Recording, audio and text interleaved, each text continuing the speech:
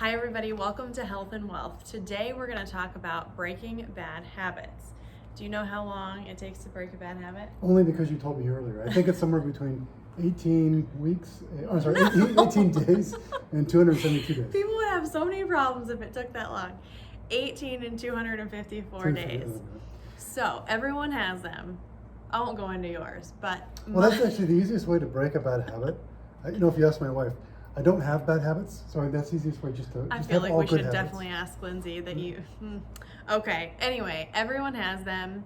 It can be smoking, chewing your nails, whatever. Anyway, so it takes 18 to 254 days to break them. But how do you break a bad habit? Well, the first thing is you have to acknowledge that you have the bad habit. Mm-hmm. So make yourself aware of the habit. The second thing is to figure out what you're doing when you engage in this habit. And I was a drug and alcohol counselor before I started working for Sure. Crosby Advisory. This is called your triggers. What are your triggers when you're engaging in this bad habit? If it's drinking alcohol, are you Smoking, with smoking? Using tobacco. Are you with a certain group of people? Are you at a certain place? If it's biting your nails, is it anxiety being your trigger? You figure out your trigger, and then that leads us to the third step. You come up with a coping mechanism. And a coping mechanism is just what it sounds like. It is a way to deal with your triggers. And so for example, if you're smoking in a bar with a group of friends, you don't go to that bar anymore, and you might need to find a different group of friends. That's hard. It's also hard to find a bar that allows you to smoke nowadays. Oh yeah, man. Go ahead. What the heck was that about? Anyways, so yes, and if anxiety triggers you to bite your nails, or I think some people like pull their hair, Sure. figure My out. daughter does that. Oh really? Yeah, one side of her hair is shorter than the other because she has a nervous habit of pulling her hair. I bite my nails, or I chew my nails, so I get it. If that's the case, figure out, okay, one, I know this is happening. How do I combat my anxiety to, take care of the anxiety so I don't bite my nails? You just have to figure out your coping mechanism. Mine is exercise and reading, or keeping your hands busy. Both are good habits. Yeah, I think so. And the fourth is change the context of your environment, which kind of goes back with the coping mechanism. But basically, like I said, if smoking's your habit and you're with a certain group of people, you may find a more supportive group of people, or a different place to go where people aren't smoking, which I guess is most public places now. I keep saying that. Mm-hmm. You're living in the past. I am living in the It's a bad past. habit. I know. Okay. And if you're like me and you're biting your nails, keep them trimmed short. Get them manicured often. That way you don't want to mess up that manicure.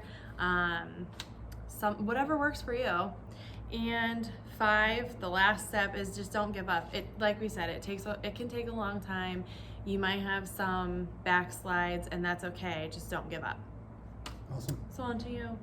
Well, I wanted to talk a little bit about safer money options. Anybody who's followed the market since January 1st has kind of seen it pretty steadily slide down. And as we're reporting this on Monday today, the market's having a little bit of a rough day. So people are coming to us saying, hey, where can I put money that does not have market exposure, but has a competitive rate of return? Because even though interest rates have increased, banks still are not paying a lot on a savings account or CDs like that. So I'm going to introduce one product that's been very popular as of recent, and that is a single premium indexed universal life policy. That's a mouthful of a name there, but Worth it. Not your grandfather's life insurance policy. The way it works is you make one lump sum payment into it, and it buys you, at the very minimum, it buys you $100,000 as far as death benefit. But most people don't buy it purely for the death benefit. The death benefit is kind of an ancillary coverage that comes with it. They buy it for the cash accumulation. Because the contract guarantees at least a 2.5% return and as high as 8.9%. The cool thing about that is tax deferred, so you're not taxed along the way.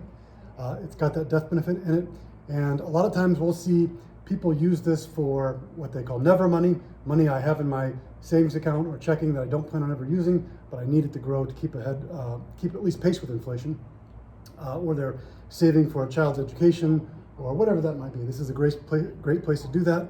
Business owners use it for their business. Saving for education is actually great because remember, it has that death benefit, and you can list the child as the beneficiary, and they can receive that benefit tax-free. Yeah. And if you're a couple, and let's say one couple is healthier than the other, so let's say, I know I'm much too young for you, but let's say that we were a couple and I was in better shape, well then we would put the coverage on myself, which would allow for it to run more smoothly. That's the only downfall, is that you have to